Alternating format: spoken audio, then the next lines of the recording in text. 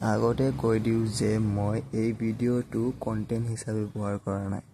আজিৰ পৰা 3 দিন আগত মই বৰপেটাৰ পৰা গুৱাহাটীত আহি থকা দিনা বাছত এই চাধা মাৰি থকা বেপাৰীজনে ভিডিঅ'ত দেখুওৱা এটকীয়া হজমোলাৰ পেকেট আকৌ পিপি পেকেটত পেকেট কৰি আনিছে।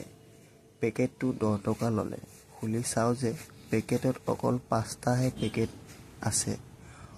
এই হজমোলা কোম্পানীয়ে 40% প্ৰফিট দিয়ে মই জনাত।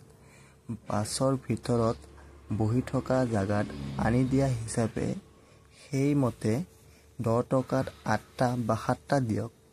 কোম্পানীয়ে প্ৰফিট দিয়াৰ পিছতো একেবাৰে দুগুণ দাম লোৱাটো উচিত হৈছেনে?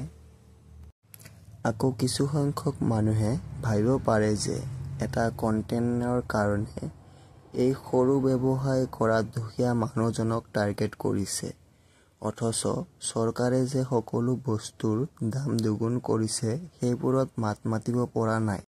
গতিকে মই ক'ব বিচাৰো যে মই তেওঁক টাৰ্গেট কৰা নাই। মই তেওঁ কৰা অন্যায়ক দৰ্শাইহে এই ভিডিঅ'টো বনাবলৈ বাধ্য হ'লো। চৰকাৰৰ বিষয়ে আলোচনা কৰিবলৈ হ'লে চৰকাৰে লোৱা সিদ্ধান্তটোৰ ওপৰত ভালকে বাদ বিচাৰ কৰি চৰকাৰে লোৱা সিদ্ধান্তটো উচিত হৈছে নে নাই হোৱা সেইবোৰ জনাৰ পিছতো বিশেষ শক্তিৰ প্ৰয়োজন হয় চৰকাৰৰ বিষয়ে আলোচনা কৰিবলৈ হ'লে। আৰু মই হলোগৈ এটা সেই বেপাৰীজনৰে দৰে দুখীয়া পৰিয়ালৰ ল'ৰা। মইনো আৰু কিমান পানীৰ মাছ যে চৰকাৰৰ বিষয়ে আলোচনা কৰিব পাৰিম।